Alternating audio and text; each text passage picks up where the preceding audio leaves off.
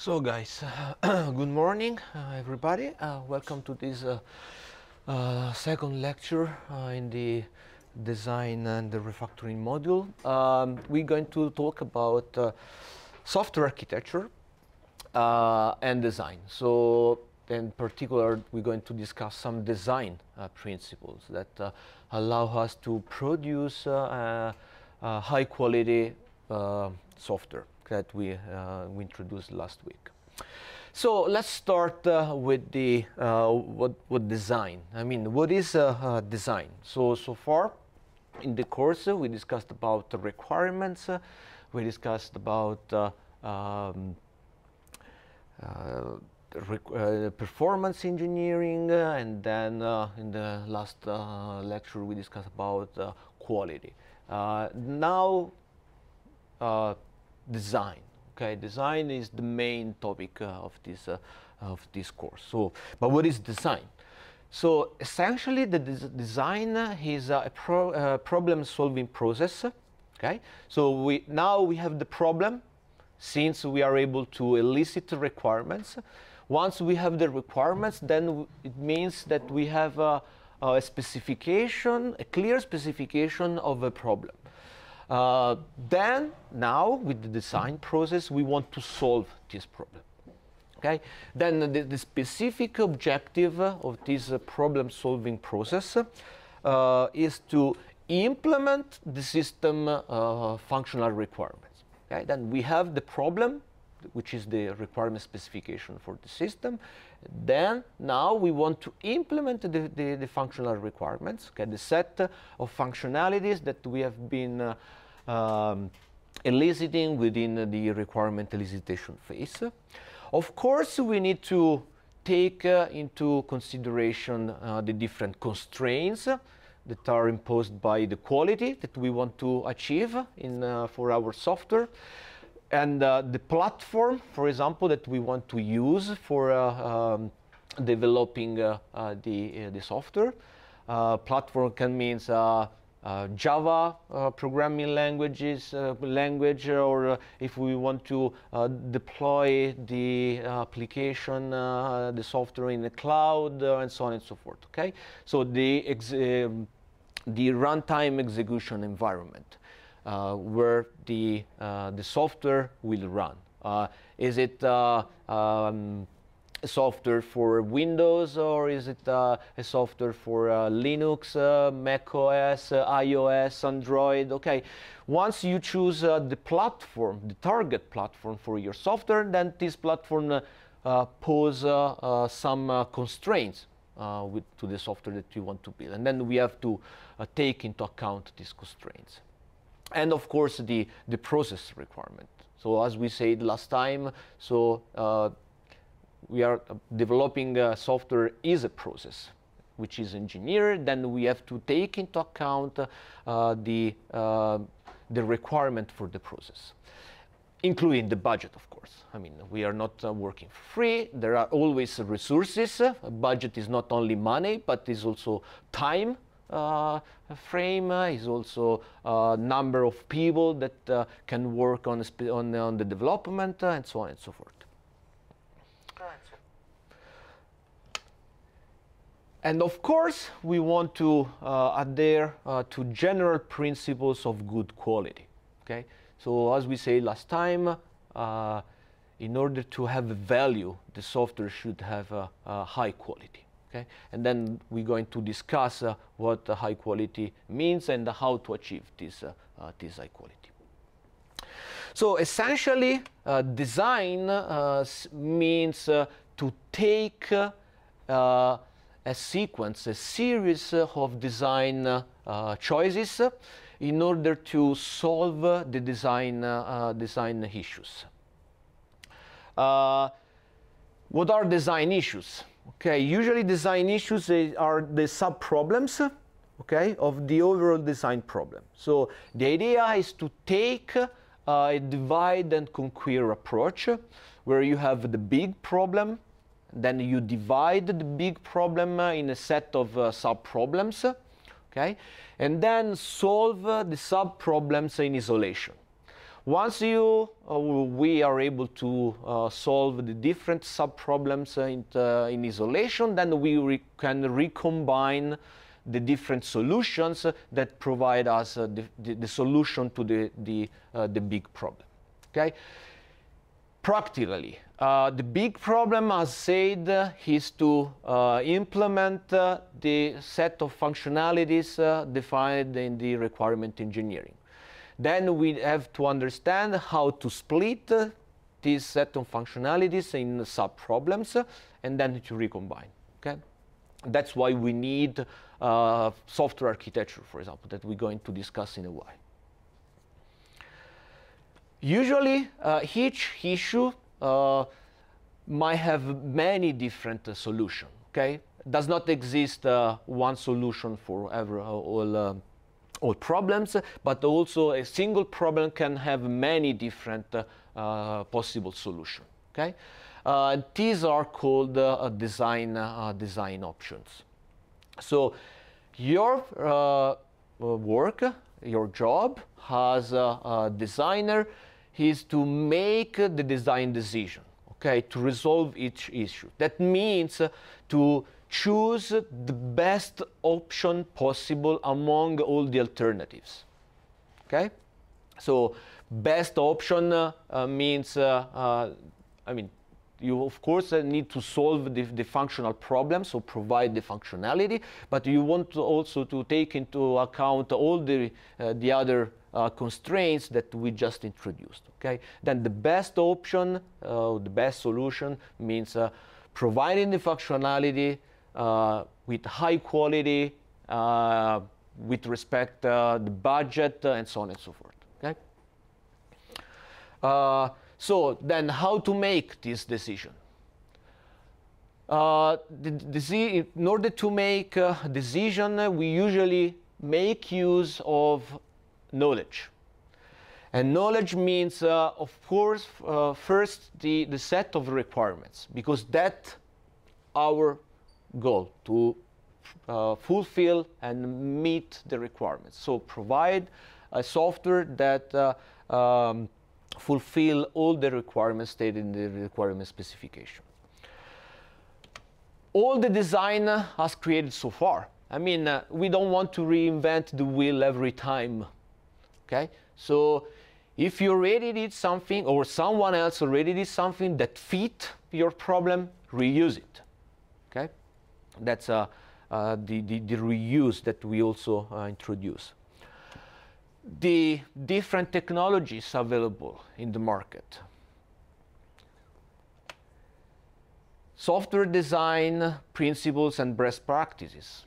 Okay, so you know already, for example, about design patterns. Okay, so design patterns is good practices. Okay, and provides you a well-known solution for general classes of problems. So you know that whenever you find or face a problem that you can recognize in the design patterns, okay, you have the problem, and then you already have the solution ready. And then you can just pick the best solution for that specific problem.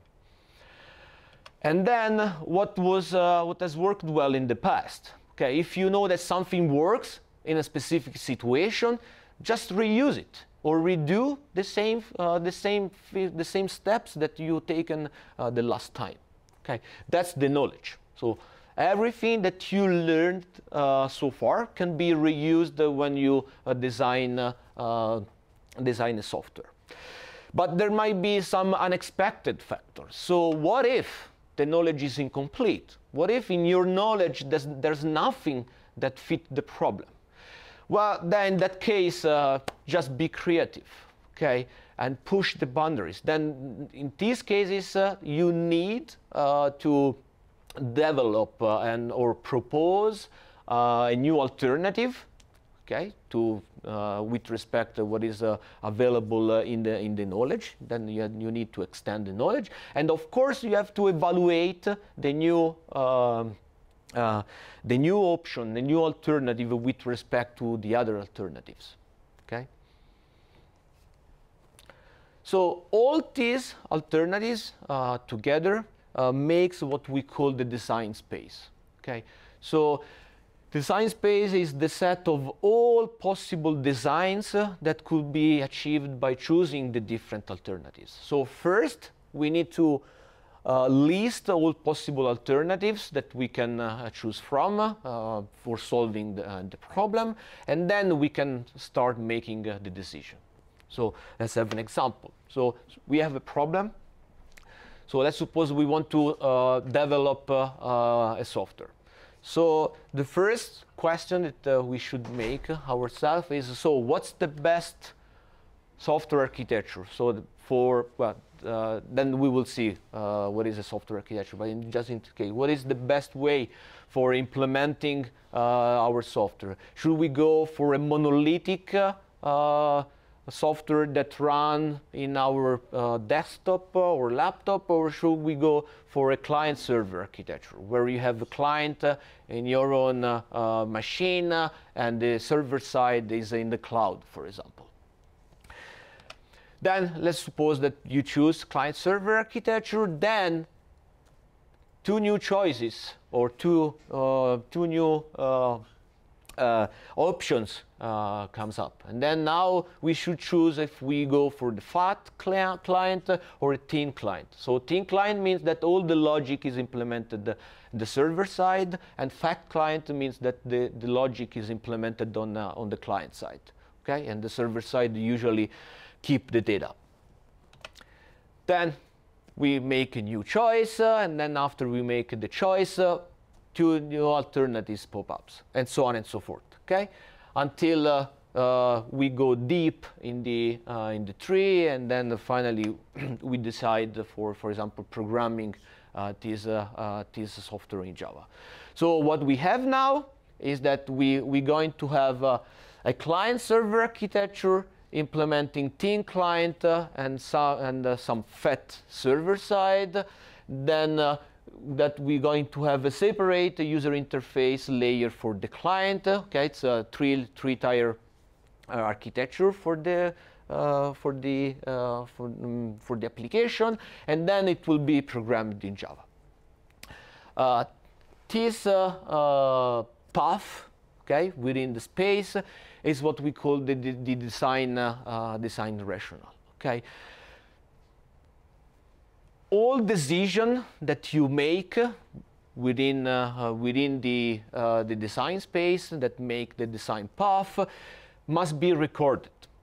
Okay, you always need to reason about the different alternatives, compare the different alternatives with respect the goals that you want to achieve, and then make the decision.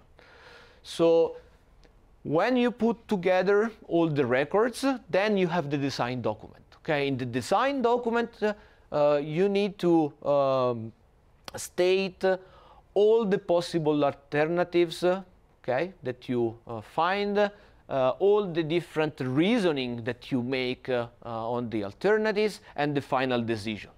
Okay, this is very important because we will need this during the software engineering project phase. Okay, when you will design a solution for a given problem, and then you need to list all the possible alternatives and make your decision as a designer. So how to make this process? We can have two different types of approach. Top-down approach for designing, and then we start with the first design of a high-level structure of the system. Okay, then we will see what is the structure. But usually you start thinking about what are the different subsystems that compose the system that we want to create. Once we have this high-level structure, we can gradually work down and make more detailed decision. Okay, going to as the example that we just discussed. You start with the high-level structure, client-server, for example. Okay, and then you go deep in the tree. And then deep in the tree means going down towards the low-level constructs. And finally, arrive at the daily decision. Okay, for example, what type of data you need to store and what type of algorithms that you need to implement. But this is really low-level stuff. Okay, this is something that usually the programmer take into account. We are not at that point yet. We are designer. Okay, then we want to start from the organization of the system and then going down towards the low-level details. There is also a different approach, which is the bottom-up. Okay, and this is very nice if you want to reuse low-level stuff that you already implemented. For example, you know that you have a set of classes or modules that have been developed in the previous project, and then you want to build from reusing this stuff. Okay, and then you start from the bottom. You have classes, you have algorithms, and then you want to reuse them, try to compose them in order to go up in the layer. For example, still referring to the previous example, I mean, you are a Java programmer, then you don't consider C++, C#, or other programming language. Then you start from choosing, okay, I want to use Java programming language. Okay, that's a very low level detail, but yeah, can be a way. The best choice is a mix of the two. Okay, top down because it's very nice to understand how the system should be and how to divide the big problem into small sub-problems, then solve the different sub-problems. But as we also already said last time, reuse of old artifacts is very important. Okay, and then we can run the two different approaches in the same time. So a top-down approach in order to design a need and very good structure for the software that we want to build, but also bottom-up approach to reuse all the artifacts that we already created in different projects.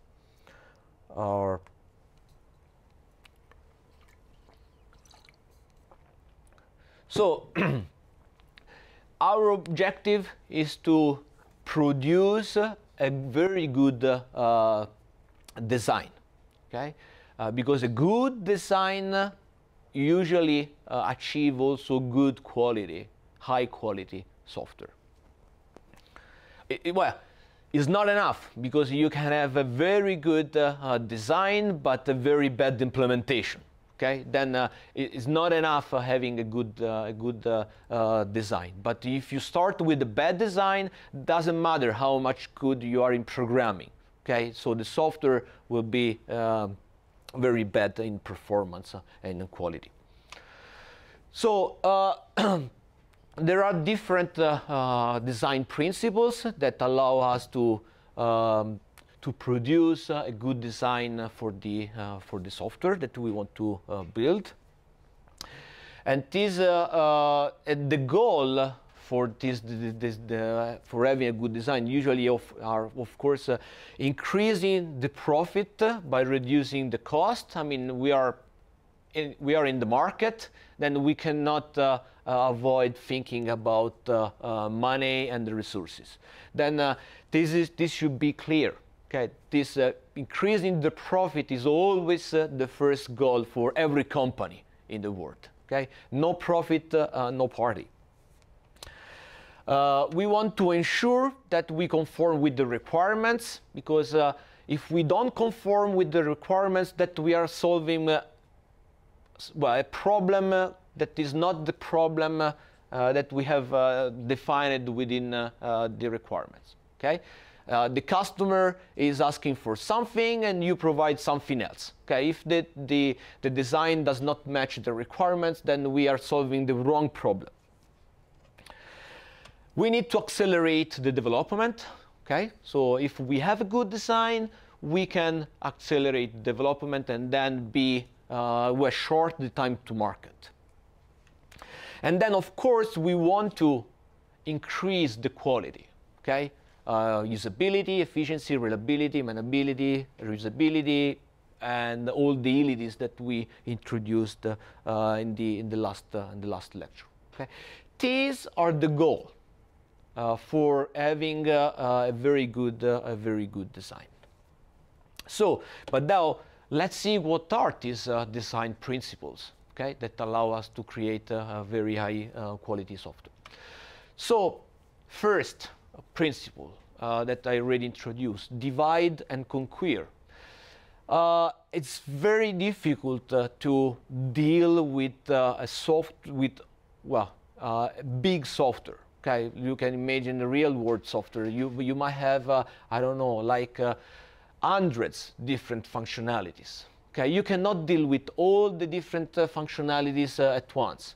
You need to split the big problem into small sub-problems, and then, for example, assign one development team to each sub-problem. Okay. Usually, having smaller problems means you have also easier solutions. These allow how to separate people. Okay, having small teams working on a small sub problem. Someone say that a good team is formed by a number of people that can have 2 pizzas for dinner. Okay, that's the 2 pizzas rule. Then if you need more than 2 pizzas for feed the team, then it means that the team is too large to be cohesive and agile enough for working on the specific sub-problem. Each individual subsystem must be as smaller as possible. Okay, we already introduced last time the subsystem should provide or match the single responsibility concern. Okay, so one subsystem should deal with one functionality only. Okay, or a set of related functionalities, so that some parts can be replaced or changed without having to replace the entire system. Okay, if you are able to create subsystem or sub-problems that can be solved in isolation, then you can change the solution for that sub-problem without affecting all the other parts of the problem, of the solution, and then the software. So once we divided the problem into sub-problems, then we can go further and then try to increase the cohesion as much as possible. So a system, a subsystem or a module is said to be cohesive if it keeps together all the things that are related to each other. Okay, single responsibility. You have one single responsibility, and then you put together all the things that are related to that specific to that responsibility. Okay, if you are implementing, for example, in a class, too many methods that do not relate each other, then it means that this class is not taking a single responsibility. Then split the class in 2 different classes, okay, that are really cohesive together, and keeps out all other things that are not related to the responsibilities that you are taking. That's very important. This will make the system much easier to understand and change, because you know that, okay, if I need to develop or change or maintain that a specific responsibility or specific functionality, you know where to go within the code and what to change. Okay, if you spread stuff within the code, one functionality in one part and other related functionalities in other part of the source code, is where it's very difficult, okay, to find all of them and to make changes that are coherent and consistent. What is cohesion? There are different types of cohesion. Is the functional. Okay, all the code that computes a particular result should be in the same class, for example. Okay, or can be a layer. All the facilities for providing a set of related services. For example, the database. Okay, when you have a database, means reading the data, writing the data, making queries to the database, and so on and so forth. Well, this should be packaged all together. Okay, then you have first functional cohesion, then you could put all together in a layer. Then can be cohesion at the communicational level. Okay, all the modules that access a certain type of data, for example, concerning users. Okay. Or items, if you are writing a system for e-commerce. Okay, you might have a subsystem for the billing, a subsystem for the shipping, a subsystem for well, the e-cart, and so on and so forth. Okay, everything that concerns a specific type of data. It can be procedural. Okay, all the procedures that are used one after another for accomplishing, for example, a specific process. Still, if you think about e-commerce, you have a process. You first pick up the item that you want to buy and put in the cart, and then you go to the cart and proceed with the checkout. In order to check out, you have to pay, and so on and so forth. Okay, then you can decide to make cohesion with respect to the procedure that you are running for buying stuff on the internet. Or they can be temporal. It means all the operations that are performed during the same phase, okay, of the execution of the program. Well, in the case of the e-commerce, so procedural and the temporal can be, well, similar, because whenever, I mean, during the phase that you are paying, for example, for something, you essentially perform a procedure. Okay, then so this, with respect to the example, these two can be the same thing. But that's not true in general. Yeah? When we say we have low cohesion, do we mean all of them together or one type of cohesion? For example, sometimes we can have low functional cohesion but then high communication. Yeah, no, you don't have to have all them together. As a designer, you might choose which one you want to have, depending on the specific problem that you want to solve. Okay. For example, yeah, they might be different, and they might also clash each other. For example, it's very difficult to have functional cohesion together with temporal cohesion. Okay. Or you might have them, for example, at different level. You might have functional cohesion at the class level and temporal cohesion at the package level. Okay? You can put all the functionalities for a particular result in one class and all the classes that you need for, well, for running a procedure or within the phase in a specific package. Okay? You can also mix them up.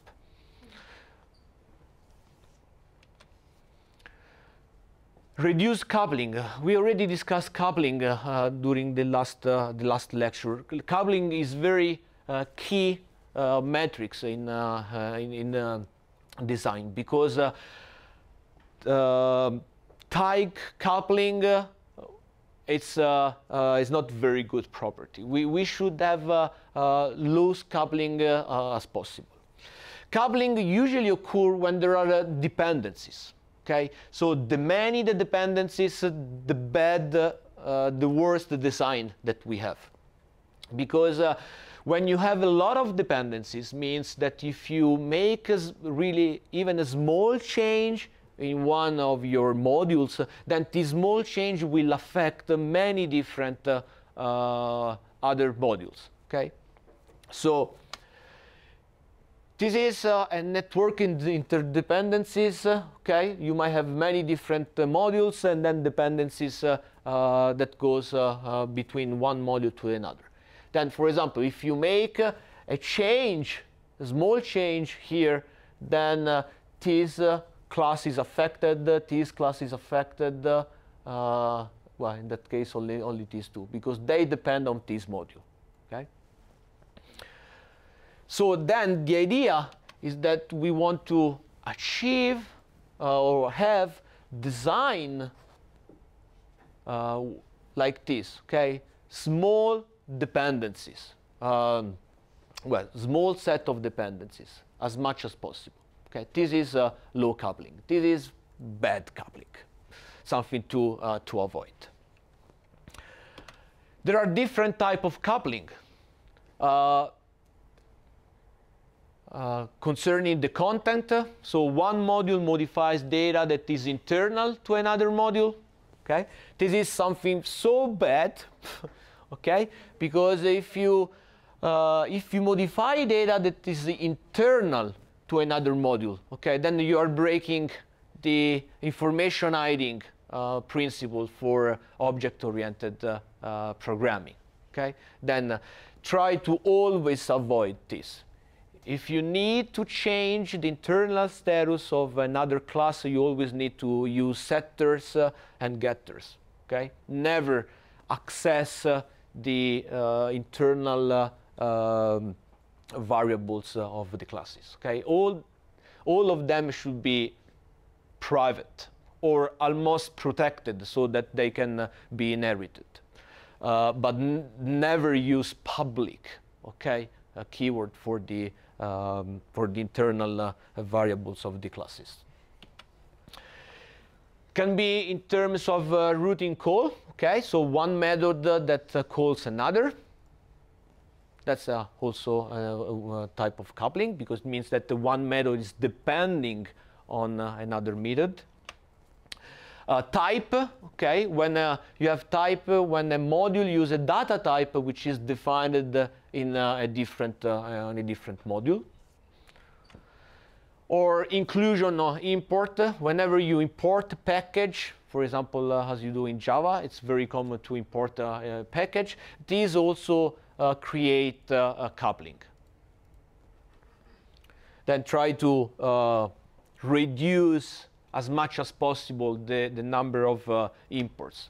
Okay, and then the coupling might be external, and then this happens whenever a module has dependencies with respect to the operating system or shared libraries, hardware, what can be a database, and so on and so forth. Okay, whatever that is external to the software that we are creating.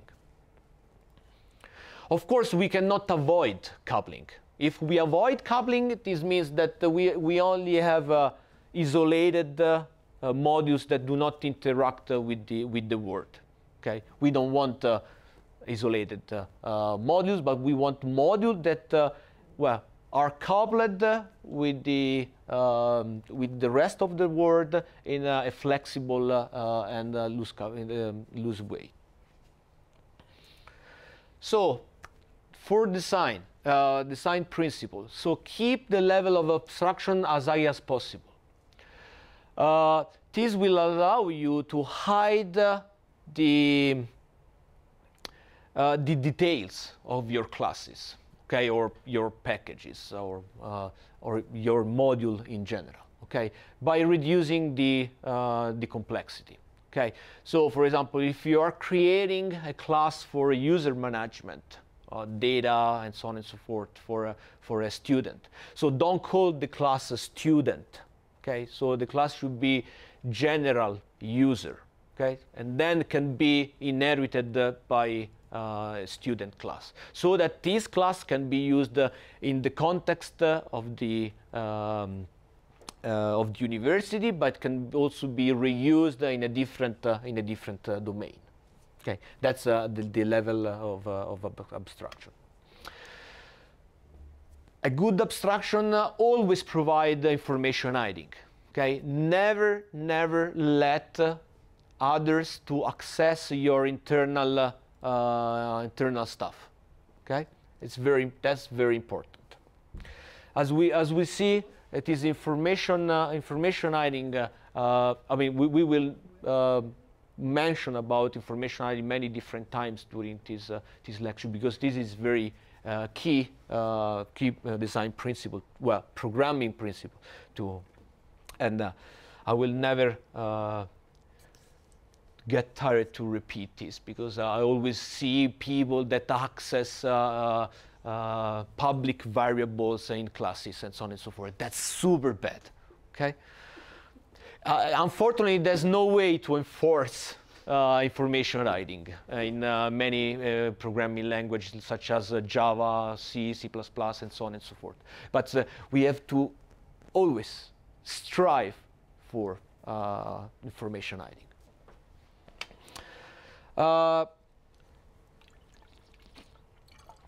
The idea of having abstractions allows you to really understand the essence of a subsystem. Okay, you don't need the details. You don't need to know the details about the module, but you just need to understand why the module is there and what is providing. Okay, then what is important, if we talk about programming, is the interface.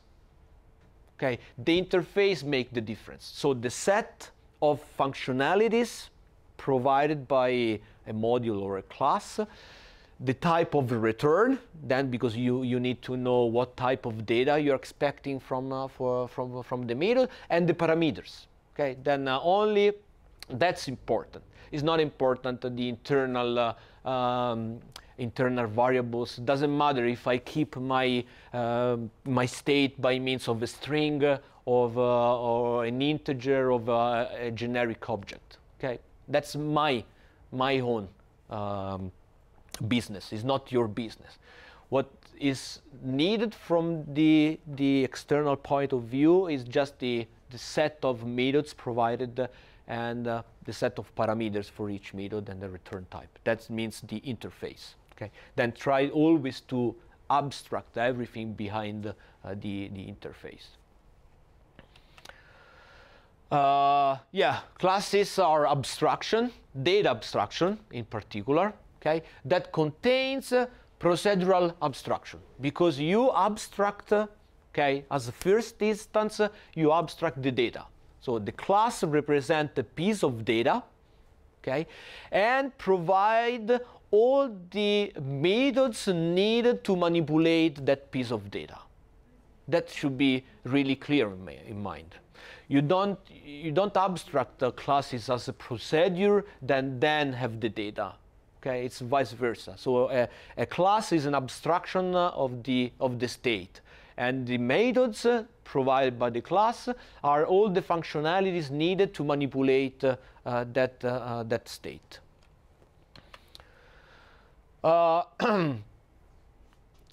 Yeah.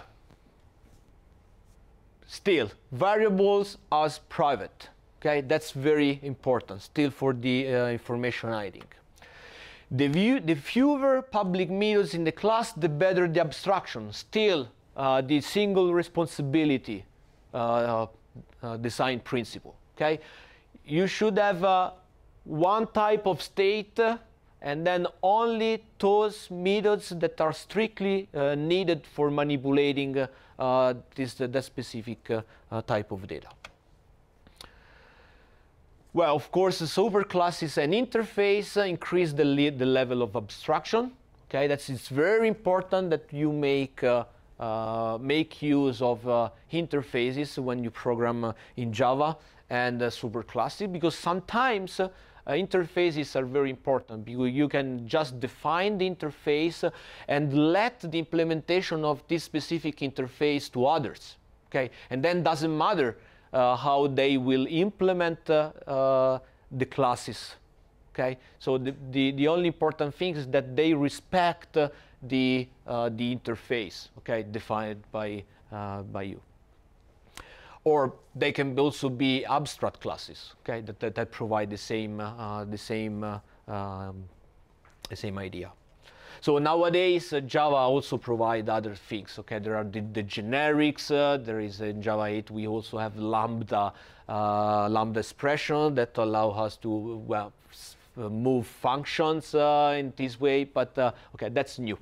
So let's keep with the basics. Let's say that because this is true in all different object-oriented programming languages, not only in Java. Okay. So also attributes and associations are data abstractions. Okay, you can define an attributes of a specific data or a specific by instantiating specific classes, and then this becomes a data abstractions. Usually the methods are used for abstract procedures, okay, routines. And the better those, so the fewer number of parameters you have in the signatures, the better. Okay, if you write a method that has 10 different parameters as input, that becomes it means that this is too much specific. Okay, then try to avoid methods that have so many different parameters. Keep the number of parameters small as possible. Then design number 5. Okay, we're going to discuss design number 5, design principle number 5 after the break. Okay, let's have a 10 minutes break and then we go further.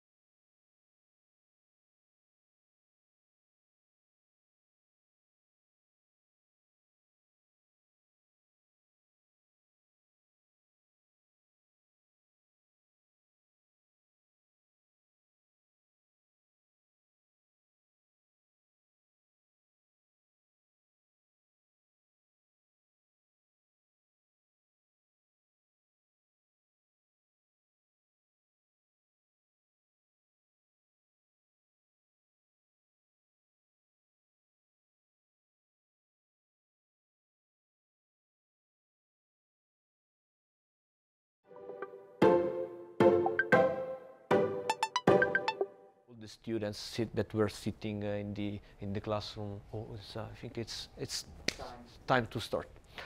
So welcome back. Then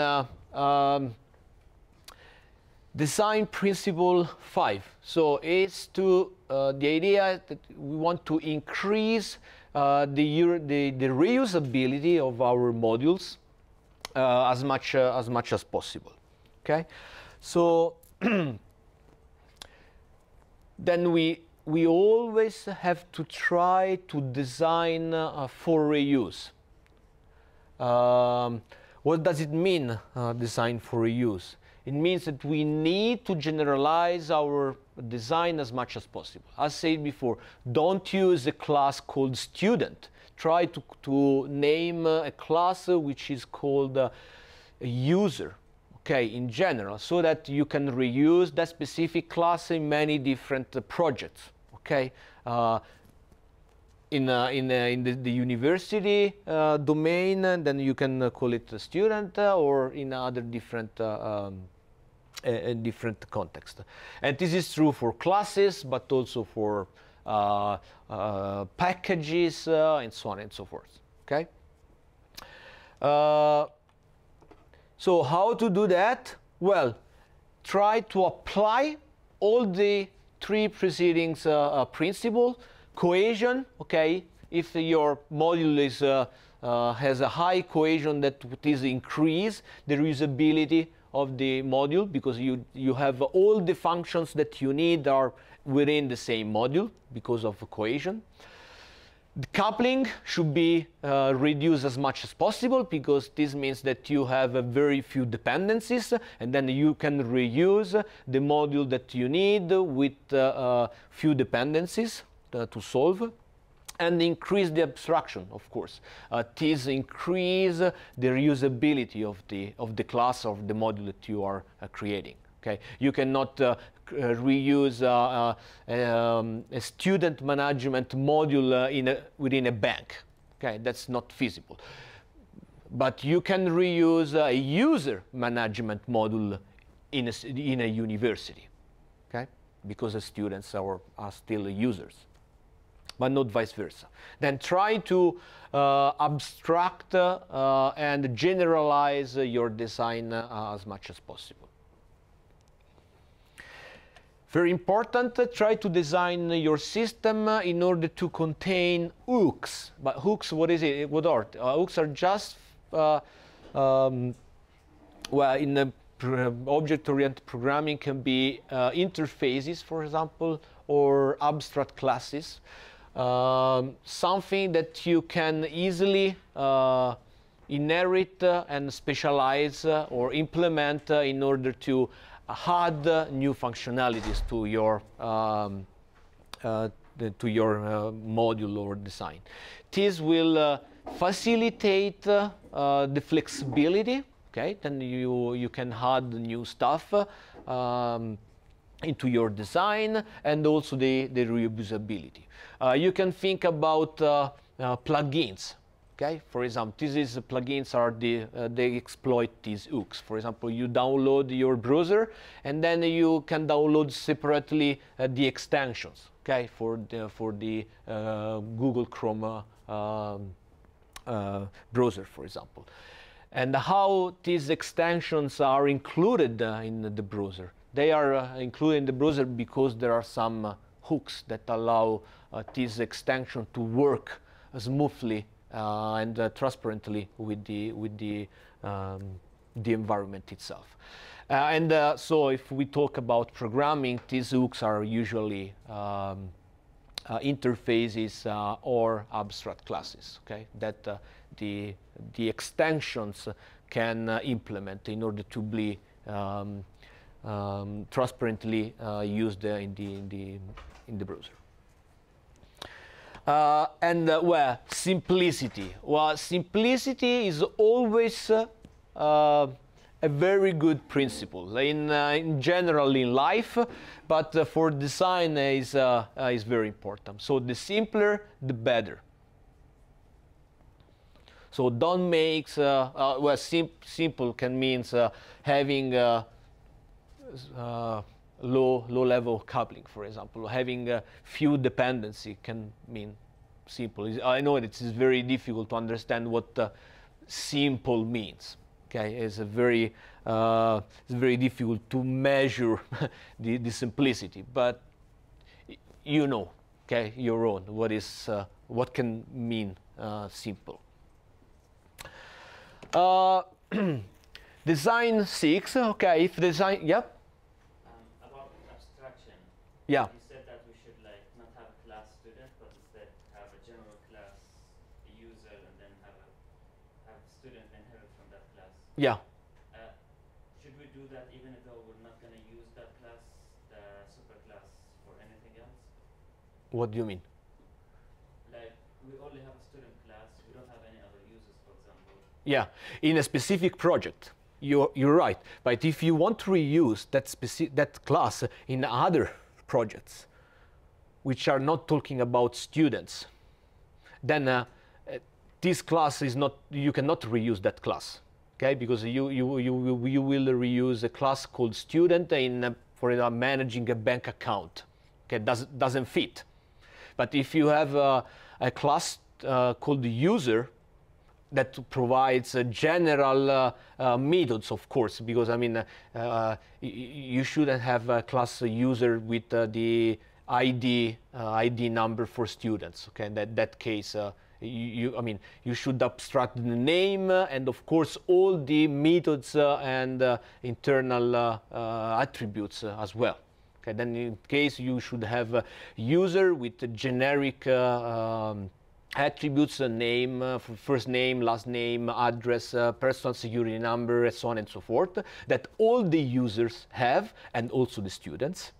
And then you can inherit this class from a student if you want to use this class within a university, but you can also inherit this class from a bank account user, okay, where you still have this set of methods and information, but then you extend with something which is more specific for the domain that you are dealing with.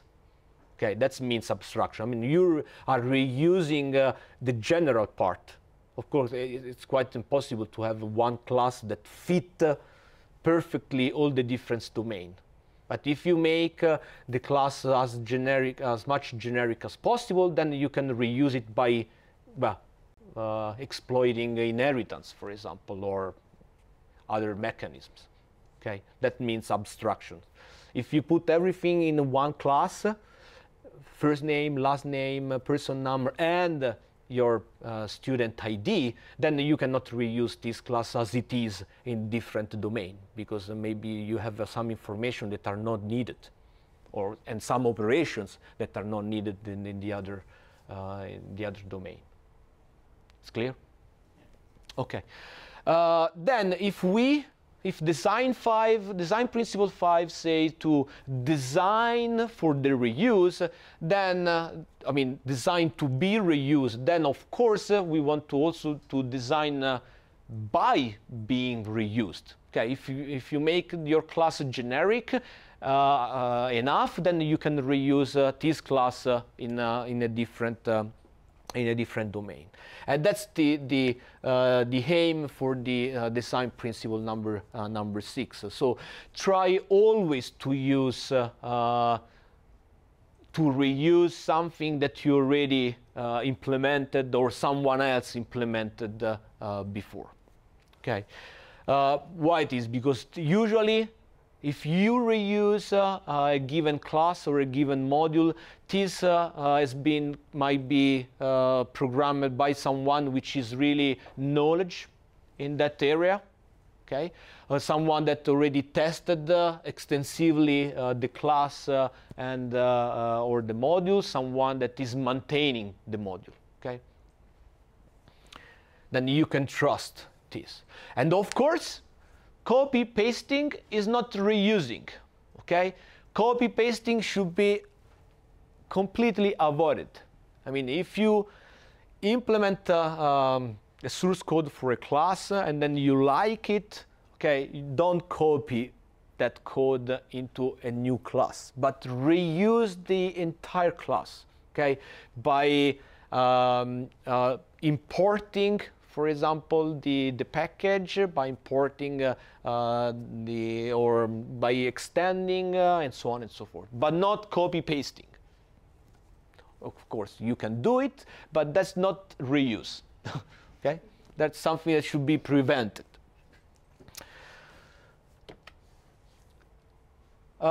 Even if, sorry, if you clone source of piece of code, okay, and then in many different parts of your software, and then you find out that this specific piece of code that you pasted somewhere else has a bug, then this bug will affect all the other places where you pasted the code. Okay, and whenever you want to fix it, then you need to find out all the different places where you pasted that specific piece of code and fix them. Okay, but if you reuse it, I mean, if you make the source code in one specific place and then reuse it by means of inheritance or association, aggregation, and so on and so forth, then you can fix it once. Okay. And then that's even worse if you copy paste from a different projects. Okay, you never know. Okay, where did I copy from that piece of paste? It was a project A, project Z. It was a friend of mine that provided me. It was my teacher. I mean, who? You get lost. And then it's very difficult then to track where to fix problems. Flexibility, that's another important. Try to anticipate the changes.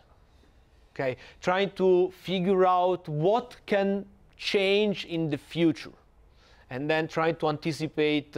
Try to be prepared to include changes in the code that you are writing. Okay, still reduce the coupling is very important. Because the less, the few dependencies, the better. And trying to increase the cohesion as much as possible. Abstraction is another important enabler for the design principle 7. Do not hard code anything. Okay, never hard code anything, because hard code means that if you want to change something, you need to enter the code, recompile everything, and so on and so forth. Okay, then if you have parameters or you need, I don't know, for example, some constants, okay, constant value. So let the constant value to be assigned from the external. For example, using a configuration file on your hard drive that you can read the startup and fill the constant value that you need during the execution, and so on and so forth. So never put anything hard-coded in the code itself. Well, and trying to leave whole options open. Okay, never restrict the option to people who want to modify the system later. Okay, that's very difficult to understand. But for example, if you are code something, okay, then you're putting a restriction, because people that want to extend your system need to download the source code, trying to find out where you are coded something and try to recompile everything. Okay. And try to use reusable code and make code reusable. If you make code reusable, someone else can extend your software by reusing your code. Okay? And if reuse code by someone else, you are extending and leaving them to extend the framework as well. That's very important. Anticipate obsolescence. Plan for changes. Okay, in the technologies of the environment. So you always, I mean, in order to run a software, you need for a running environment. Okay, so a running environment can be your laptop, can be your iPhone, can be your Android, can be the cloud, and so on and so forth. You always need a runtime environment in order to run your software. Then if you make a software, for example, using Java 4, and then now we are Java 10, 9, 10, I've lost the count, then it's very hard to reuse software that you wrote with a very old programming language. And that's also true if you, whenever you download a new app, and then the app will say, okay, you need at least iOS 10 in order to work. Okay. And stuff like that. I mean, this is obsolescence. Then, if you plan the changes, okay, it means, okay, I need to recompile my software every 2 years because the running environment will update, and then we need to update as well.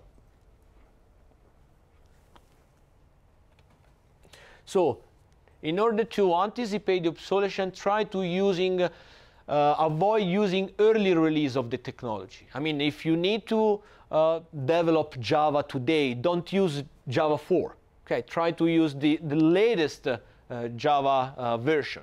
Okay, and same if we talk about operating system. So don't compile your system for running on Windows 7. Okay, which is already old. Try to always to be on the edge with the technology.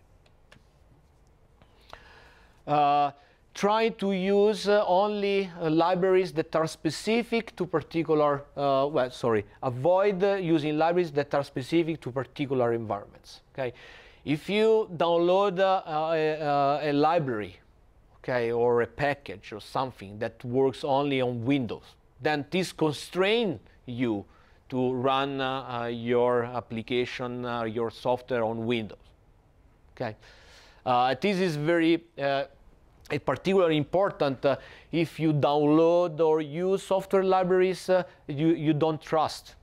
For example, if you use a library provided by Google, okay, you say, okay, you may think, okay, I trust Google. I know that Google is constantly maintaining their own software. Then if I use the library version 1 today, they will, 99% provide the same library version 2 next year, so I can keep working with this library. But if you don't trust who provides the library, then don't use it, okay? Because you can be on the edge, but if you rely on something that is very old, is not working, then it doesn't matter how good you are. Avoid undocumented feature or little used feature from within software libraries, okay?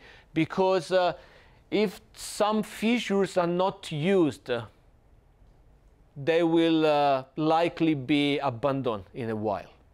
Okay, because it means that they are not of interest for the majority of the users for the library. And then why? I mean, if I am a software company that sells stuff, so why keep maintaining features that nobody uses? I mean, I will put all my resources for maintaining features that everybody wants to use. Okay. Then if you are the only one using this very niche functionality, there might be a problem. Try to avoid, I mean, sometimes it's impossible to avoid software that use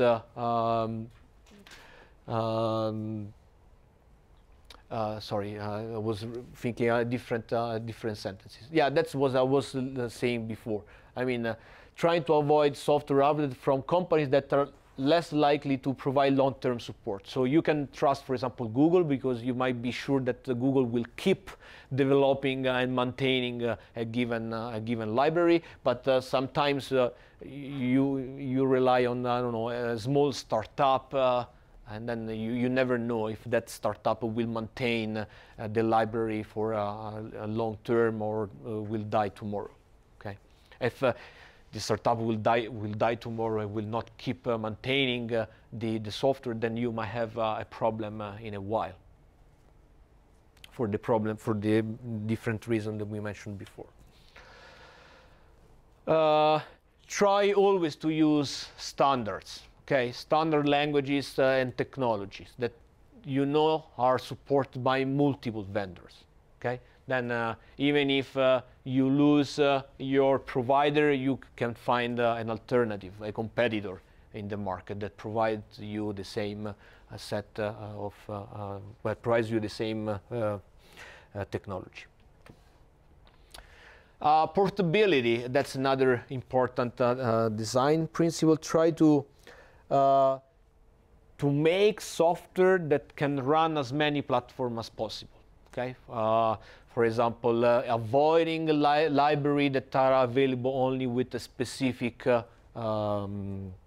operating system, for example, Windows or Mac OS or Linux. Well, sometimes it's not possible because, I mean, you want to target specific a specific platform. For example, if you want to develop your app for iOS because you want to target Apple customers, okay, in that case is not possible. But in general, so if you are portable, then if you make your software to be portable, then it means that many different users can use that software independently of the specific hardware they have. Testability is also very important. You know how to do it since you are a Java developer using JUnit. Okay, then whenever you create a class, try to make to design and program the class to be automatically tested. Okay, and then that's very easy. You can create in JUnit. You can create a main method to run tests automatically for your class. And then other very important things. Design 11, so design defensively. So never trust people. Okay, that's very bad to say. Or never trust developers, let's say. Okay, let's restrict the scope. Never trust how others will try to use a module that you are designing and developing. Okay, this means that you need always to use try-catch. Okay, within your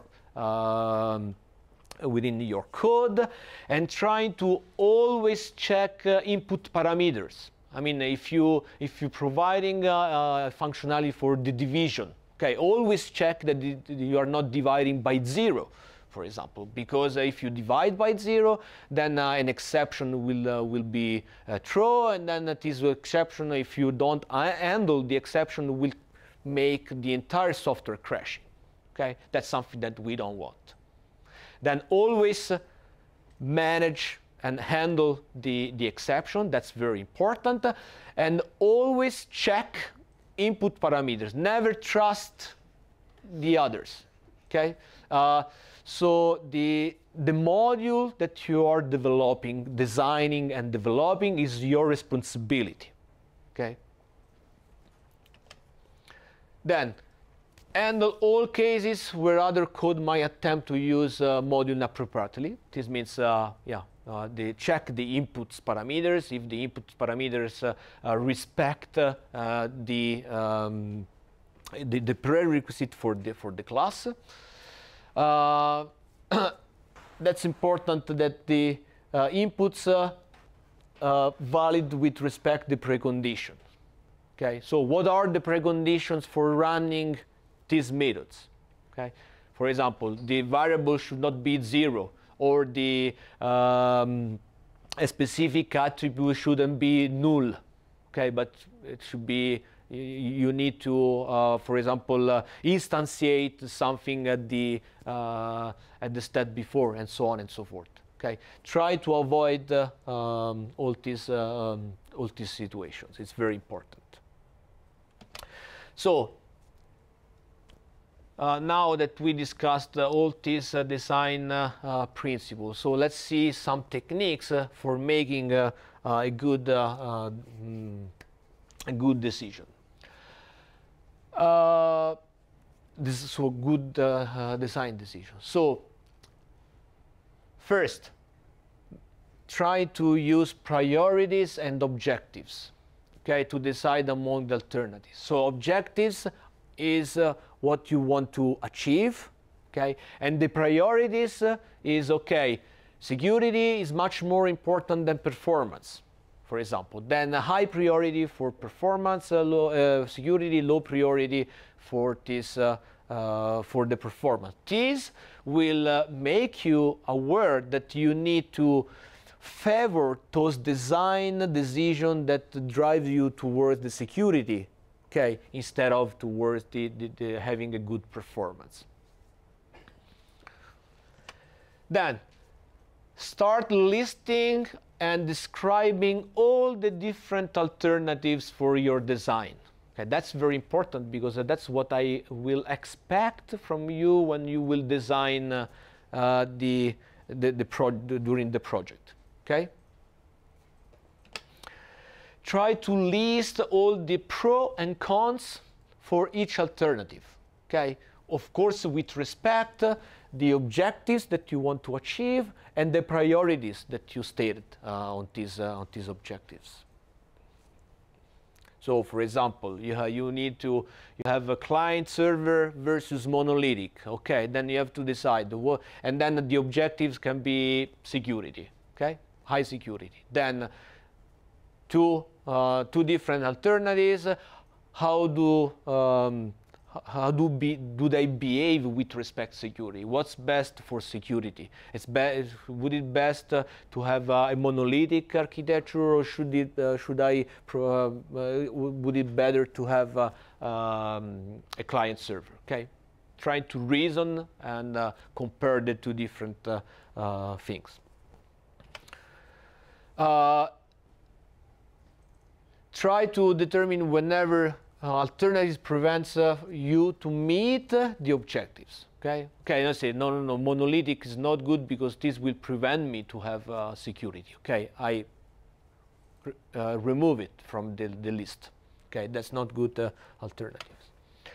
And then choose the alternative that helps you to best meet your objectives. Okay. If you have different alternatives that provides you the security, then try to find out, to understand which is better, okay, which is the best among them. And then we need to measure this stuff. Okay, that's